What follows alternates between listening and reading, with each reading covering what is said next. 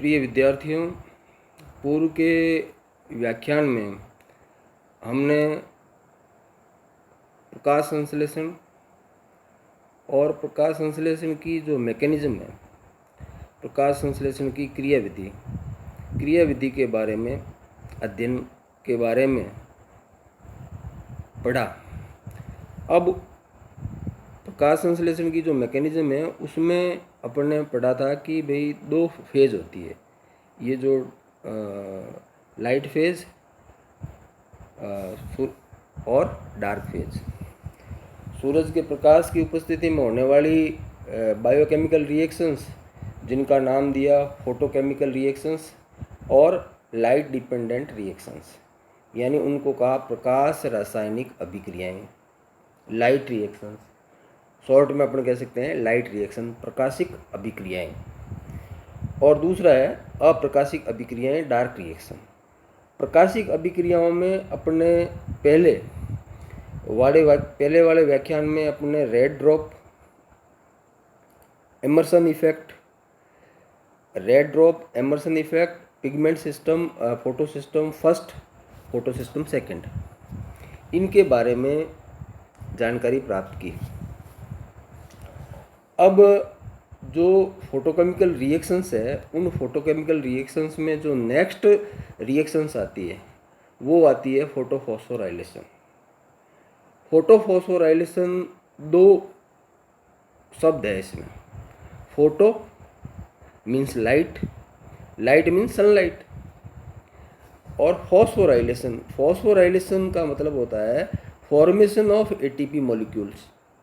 ATP molecule किससे बनेगा?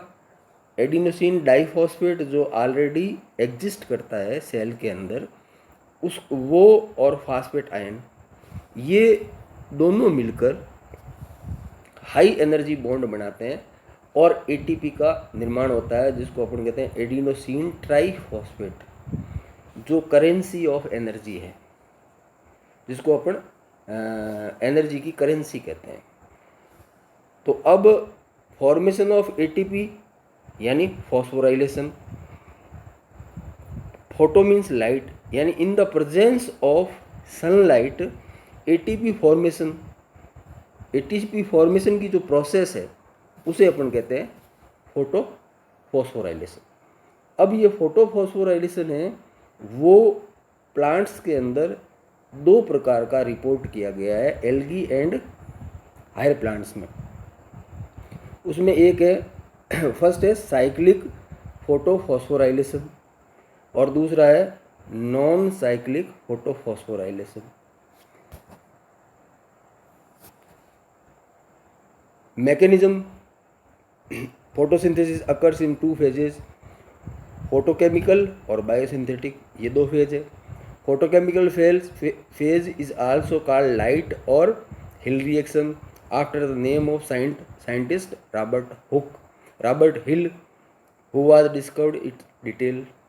Biosynthetic phase is also termed as dark or Blackman reaction after the name of scientist F.F. Blackman, who first postulated. Photochemical reactions, इसके बारे में अपन ने पढ़ लिया पहले कि फोटोकेमिकल जो रिएक्शंस होती है उसमें दो चीज़ें अपन पढ़ चुके हैं।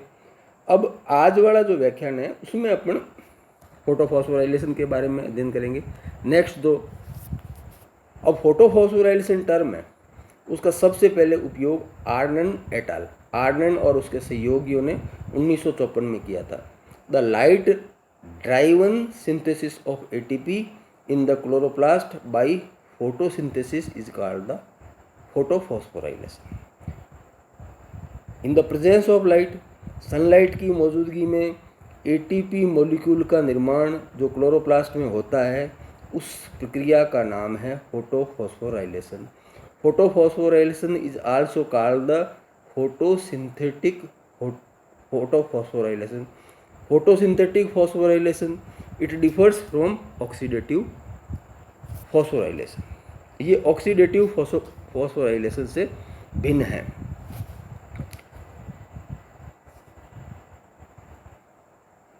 Cyclic photophosphorylation, it is the process of photophosphorylation in which the electron expelled by the excited photocenter is returned to the after passing through a series of electron carrier। अब साइक्लिक फोटोफॉस्फोराइलेशन क्या है कि cyclic photophosphorylation में जिस फोटोसेंटर से electron का उत्सर्जन होता है वो इलेक्ट्रॉन विभिन्न प्रकार के जो कैरियर्स हैं उनके मार्फत वापस उसी में ही आ जाता है। और इस पूरे जो साइक्लिक प्रोसेस है, इस प्रोसेस के अंदर वो अपना जो हायर एनर्जी एक्साइटेड स्टेट है उससे वो ग्राउंड स्टेट में आता है, तो एनर्जी को रिलीज करता हुआ आता है। ये जो एनर्जी रिलीज करता है उस एनर्जी को कंज्यूम कर लेती है एडीपी फॉस्फेट अणु के साथ मिलकर एटीपी बनाने में। यानी ये जो साइक्लिक मैनर है इलेक्ट्रॉन का, जो इलेक्ट्रॉन पिगमेंट सिस्टम फर्स्ट के P700 क्लोरोफिल के मैग्नीशियम एटम से निकलता है और मैग्नीशियम एटम से निकलकर कंपाउंड X के पास जाता है। कंपाउंड X से ये फेरोडॉक्सिन रिड्यूसिंग सब्सटेंस FRS के पास जाता है। FRS के बाद में ये फेराडॉक्सिन के पास आता है। फेराडॉक्सिन से साइटोक्रोम B6 के पास जाता है। साइटोक्रोम B6 से साइटोक्रोम F के पास जाता है और साइटोक्रोम F से प्लास्टोसाइनिन PC और प्लास्टोसाइनिन से पुनः ये वापस पिगमेंट सिस्टम फोटो सिस्टम जो फर्स्ट है उसके P700 क्लोरोफिल के पास में वापस पुनः लौट आता है। इस प्रकार ये जो साइक्लिक मैनर है उसका जो इसका चक्रीय पथ है, ये चक्रीय पथ जो ऊर्जा का एक्साइटेड स्टेट है उसमें इलेक्ट्रॉन जाता है। मैग्नीशियम क्लोरोफिल A P700 से निकला हुआ इलेक्ट्रॉन है वो साइक्लिक मैनर में डिफरेंट कैरियर के थ्रू होता हुआ वापस P700 में आ जाता है और इस रास्ते में वो अपनी एनर्जी को रिलीज करता रहता है और वो जो एनर्जी को रिलीज करता है वो एनर्जी एटीपी सिंथेसिस में काम आती है। इलेक्ट्रॉन अपने एक्साइटेड स्टेट से जब नॉर्मल स्टेट में आता है तो वो साइक्लिक पाथवे से एनर्जी रिलीज ऊर्जा उत्सर्जित करता हुआ पुनः P700 के पास में लौट आता है। इसमें उत्सर्जित ऊर्जा है वो एडीपी को एक फॉस्फेट आयन के साथ संयुक्त करके एटीपी में बदलने में काम आती है। ये दो स्थानों पर होता है। एक तो फेराडॉक्सिन से जब ये इलेक्ट्रॉन साइटोक्रोम B6 के पास में जाता है तब एक एटीपी बनती है। दूसरी एटीपी जब साइटोक्रोम B6 से साइटोक्रोम F के पास में जाएगा उस वक्त एक एटीपी का निर्माण होता है। इस प्रकार से जो साइक्लिक फोटोफॉस्फोराइलेशन है उसमें दो एटीपी का निर्माण होता है। इस प्रकार formation of ATP molecule in the presence of light is known as photophosphorylation. The process in cyclic manner so it is called cyclic photophosphorylation.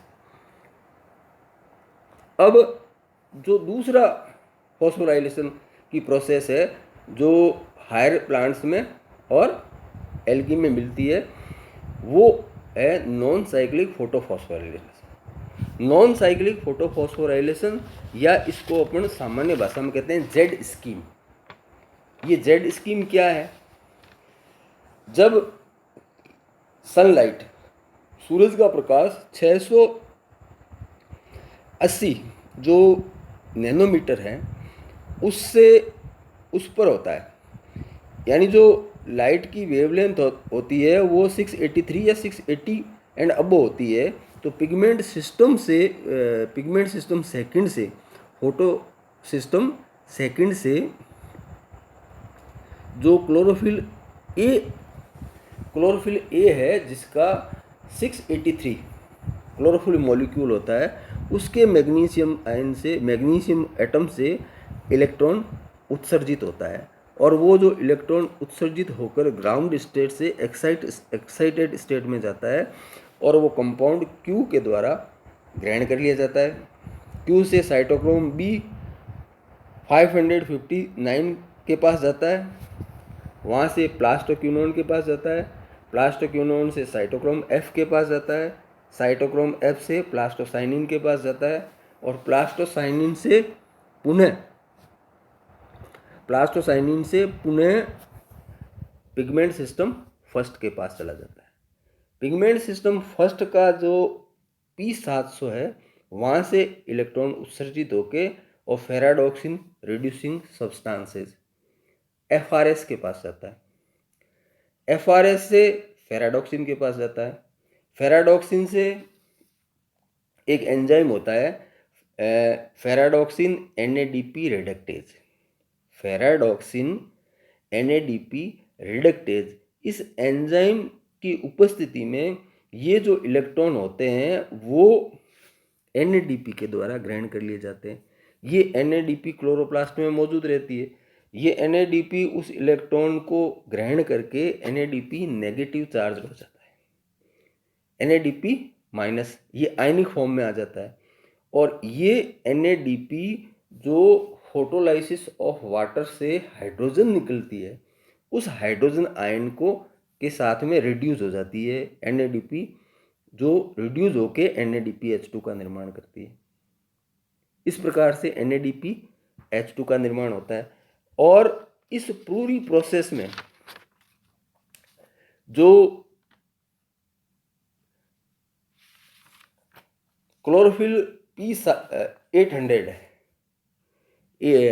680 है, 680 के मैग्नीशियम एटम से निकला हुआ इलेक्ट्रॉन NADP ग्रहण कर लेती है, और पिगमेंट सिस्टम सेकंड के इलेक्ट्रॉन की कमी की पूर्ति फोटोलाइसिस ऑफ वाटर से निकले हुए इलेक्ट्रॉन से होती है। इसलिए इसको कहते हैं नॉन साइक्लिक फोटोफॉस्फोराइलेशन। यानी नॉन साइक्लिक फोटोफॉस्फोराइलेशन इसलिए कहते हैं कि जब पिगमेंट सिस्टम सेकंड के P8680 जो क्लोरोफिल है उससे निकला हुआ इलेक्ट्रॉन NADP के द्वारा ग्रहण कर लिया जाता है, और इस क्लोरोफिल P680 के इलेक्ट्रॉन की कमी की पूर्ति वो फोटोलाइसिस ऑफ वाटर से निकले हुए इलेक्ट्रॉन से होती है। इसलिए इसको कहते हैं नॉन साइक्लिक फोटोफॉस्फोराइलेशन। क्योंकि ये पूरा जो इसका रास्ता है, इसका जो पथ है इलेक्ट्रॉन का जो पथ है वो एक जेड आकार की आकृति बनाता है। जेड आकार की आकृति बनाता है, इसलिए इसको जेड स्कीम कहते हैं। जेड स्कीम भी कहते हैं, नॉन फोटोफॉस्फोराइलेशन को जेड स्कीम भी कहते हैं। इस प्रकार लाइट रिएक्शन में ATP और NADPH2 का निर्माण होता है, जो डार्क रिएक्शन में काम में आती है। अब ये जो साइक्लिक फोटोफॉस्फोराइलेशन है और नॉन साइक्लिक फोटोफॉस्फोराइलेशन है, साइक्लिक और नॉन साइक्लिक फोटोफॉस्फोराइलेशन के अंदर ATP फॉर्मेशन होता है और NADPH2 का निर्माण होता है। ये ATP और NADPH2 ये दोनों रॉ मटेरियल है। ये रॉ मटेरियल है किसके? ये रॉ मटेरियल है डार्क रिएक्शन के लिए, जो CO2 का रिडक्शन होगा और CO2 को रिड्यूस करके ग्लूकोज में कन्वर्ट किया जाएगा। उस प्रोसेस में इस मटेरियल की ज़रूरत होगी। उस ग्लूकोज के मॉलिक्यूल के सिंथेसिस के लिए जो रॉ मटेरियल चाहिएगा उसमें एक ATP होती है, ये काम में आएगी वहाँ पर, और NADPH2 काम में आएगा। कार्बन डाइऑक्साइड जब काम आएगी वो सीधा स्टोमेटा के थ्रू प्लांट उसको RUDP है उसको एब्जॉर्व कर लेगा, RUDP के साथ वो रिएक्ट हो जाएगी, और साथ में ये जो बाई प्रोडक्ट बनते हैं इसके लाइट रिएक्शन के, वो लाइट रिएक्शन के अंदर जो उत्पाद बनते हैं वो डार्क रिएक्शन में काम में आते हैं।